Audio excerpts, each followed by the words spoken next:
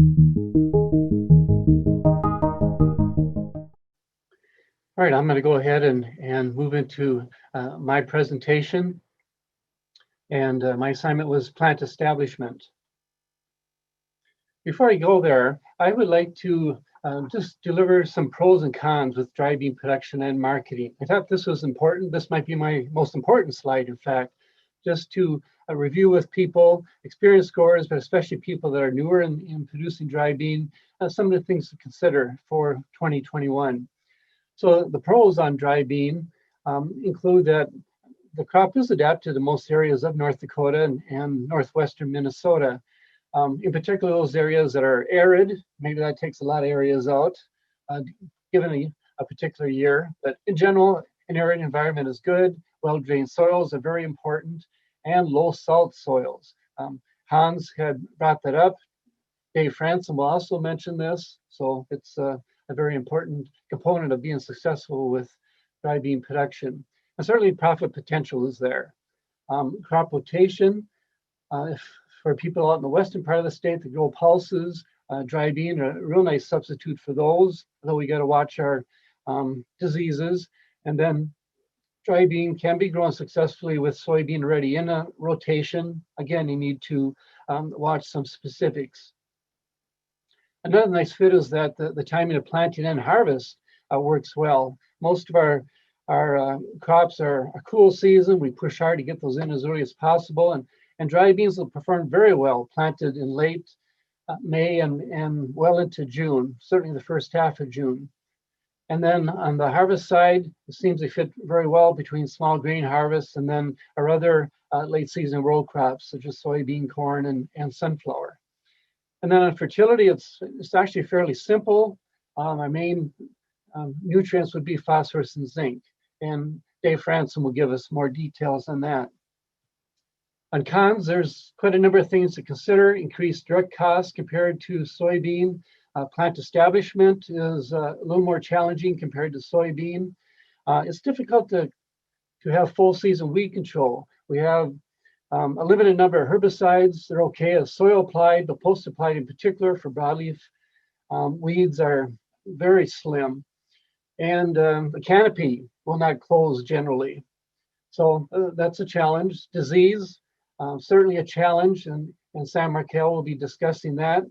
Be prepared for numerous sprayer passes. This might be new for some people because we may have quite a number of passes for herbicide application, for fungicide application, maybe insecticide, and oftentimes for pre-harvest desiccation. At harvest, be prepared for seed losses. And remember that the seed is fragile. You need to handle it carefully. Equipment, we can get by with existing equipment, but if a person's in it for the long term, very likely you may be looking at some specialized equipment to make harvest as efficient as possible. I list rocks. Lots of people have rocks, and most people have ground rollers for soybean. We'll use the ground rollers for dry bean as well. And then with dry bean, timeliness for harvest is really important. When the crop is ready and the weather is right, we need to be out there. There's much less flexibility, at least in my opinion, compared to other crops like soybean or corn and in small grain. And then with marketing, contracts are very necessary, especially as you go west of North Dakota. Delivery points are not just down the street or in your local community. So identify those. And then keep in mind, we're dealing with a food grade quality crop. And if we don't make food grade quality, we have very little value. All right, so let's move into plant establishment. I'm going to go through these as quickly as I can, but there's three things I'd like to cover. One is plant population plus row spacings, using rye as a cover crop, and then ground rolling. All right, so the first is row spacing of plant populations. A lot of this work has been supported by North Harvest, and what we're after is looking at can yield economically be increased by using narrower rows and increasing plant populations. Recently, we've revised the dry bean production guide that's available to anyone through Extension Office or contacting North Harvest. And in there, We do have recommendations on plant populations based on the market classes. So it's a general chart. We do have data from North Dakota on the blacks, navies, and pinto bean.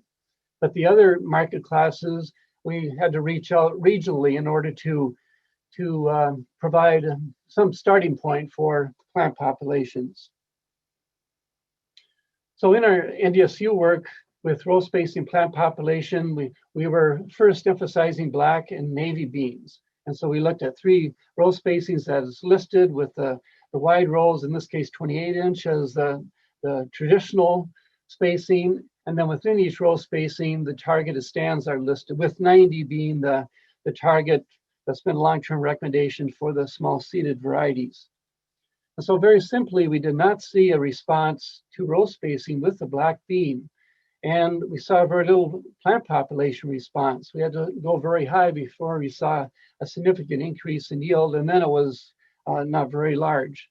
But we did see a nice interaction of the 2 factors with navy bean when we planted narrow rows, in this case 14-inch, and we had plant populations of greater than 115,000 plants established. We saw a very nice yield increase compared to our standard wide rows and about 90,000 plants per acre.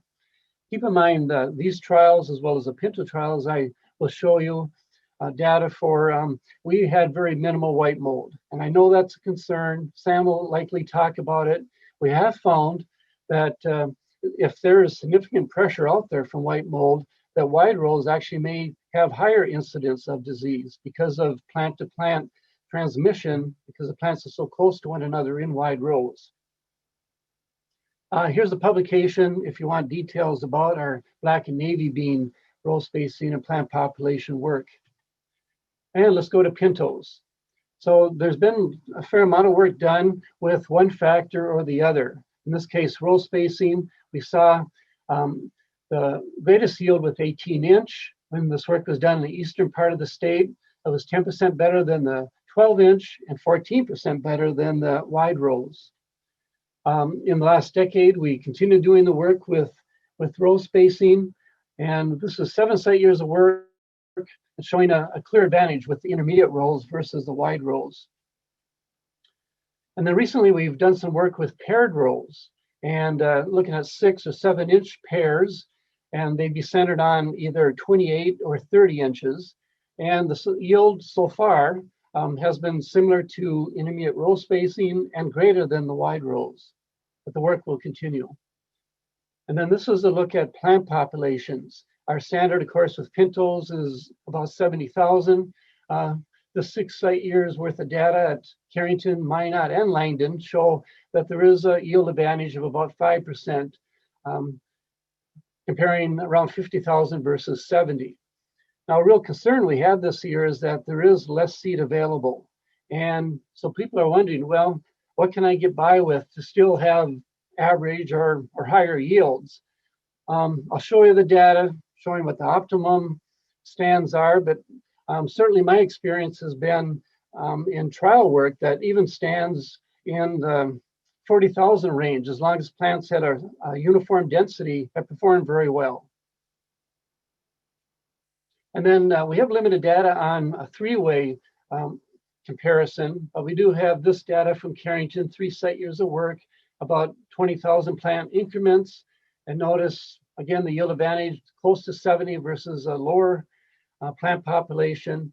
And then as we went higher than 70, there was an increase, but not as great as going the other way. And this work is going to continue in 2021. So what we're really after is the interaction. And I do have 3 site years of work from Carrington on this. And on the x-axis is the row spacing and the planting rates. And then the low or bottom row is the actual stand averaged over the 3 site years. And so for comparison purposes, I'd like to choose the wide rows and then a stand slightly under our recommendation at 63,000. Compare that to the yield where we had intermediate row spacing and a plant population about 20,000 more plants per acre. And so the question is, well, if we have higher yield here, but what about the seed costs? will the yield increase cover the cost of the seed? And my answer is yes. Using 2021 budget information from NDSU Extension and the price of seeds and the market price, my simple arithmetic indicates over $60 per acre gain by going with intermediate rows and going above our standard recommendation. So here's a summary, and we've covered all this already, so I think I'm going to move ahead. So the next plant establishment factor I'd like to talk about is using winter rye as a cover crop preceding pinto bean in particular. In 2020, we completed 4 years of work with this strategy, and we're trying to answer 3 basic questions. Can we have bean yield similar to a conventional system by using rye as our cover crop? And what's the best time to terminate the rye in relationship to when we plant the dry bean? And also, how about weed control? We have lots of testimony about controlling weeds with rye, but what actually happens? So I want to try to answer those questions.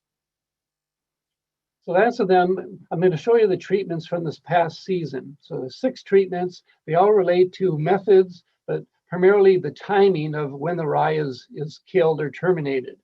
And so if we look at treatment number 1, that's a conventional check, where the rye was terminated in the fall after it was planted. And then a second method for terminating the volunteers was using glyphosate plus a pre-emergence herbicide right after the dry beans are planted, which was on June 4th. And then the balance of the treatments all relate to timing of the rye termination with glyphosate. So number 2 and 3, the rye was killed over 1 month before the dry bean were planted.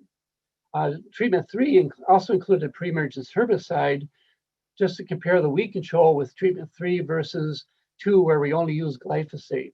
Treatment 4 was the rye was terminated with glyphosate about 3 weeks before planting. And then treatments 5 and 6, the rye was allowed to live until right after planting or 10 days after. And you notice the yield by this time, very reduced compared to the previous treatments or the untreated check. And this was because we had dry topsoil. Even last year, we had dry topsoil at planting time because the rye just used a lot of moisture for growth. We were able to establish adequate stands, but we had to wait for late June rain for that to happen.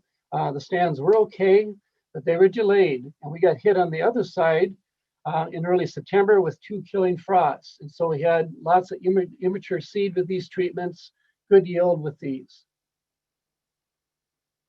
This is 3 set years of data, just indicating that number 1, yes, we can get good yields with proper timing of the killing the rye compared to the untreated check.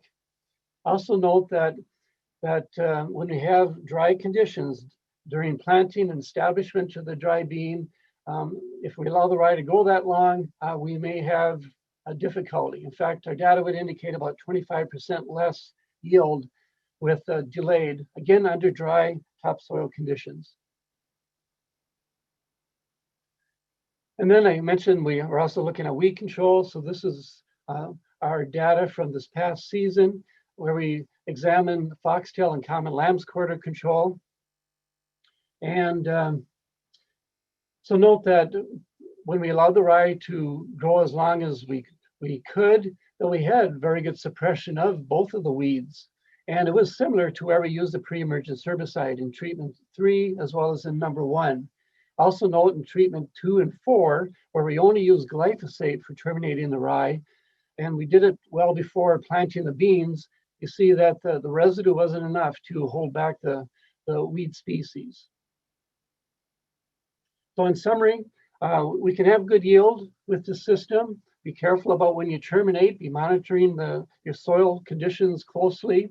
And we know that rye can be certainly a supplement to other weed management tools, which is really important in dry bean.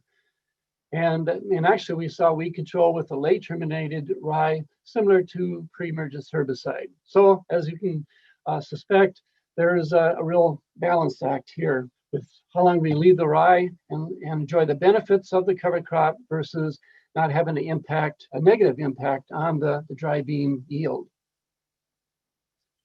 And then my last subject that I'll cover very quickly is ground rolling. And this is a chart showing so from the grower survey that was done in 2019 in the North Harvest area. It indicates that about 2/3 of the people did roll their ground. And within that group, you notice that most rolled after the crop is planted, which would be the best. But there's some people that are concerned about rolling after post-emergence or after the beans emerge. I'm going to talk a little bit about that. We have some data from Canada. This is from Alberta, and very simply, they're showing the plant density, the gray bars, and then the yield with the dark bars with untreated check immediately after seeding, and then 3 to 5 days after plant emergence, or 10 to 13. So in this data, there is actually no difference in stand or yield. But one thing that they mentioned is that avoid rolling when the hypocotyl is nearing the soil surface or right after the plants are starting to emerge, when the hypocotyl hook is present or when the cotyledon leaves are just emerged. That's a susceptible time for plant damage. And then some work at Manitoba, essentially the same thing. You see that yield was similar amongst the treatments that were untreated check, rolling prior to emergence of the plants and then 7 days after plant emergence. Same with plant density. You will notice a trend here, at least, of plant damage starting to occur as we delay the rolling after the plants have emerged. So to state it very simply, pre-emergence ground rolling is very good, but if you're forced to do this after the crop is up, do it as quickly as you can. We would suggest the unifoliate to first trifoliate leaf stages.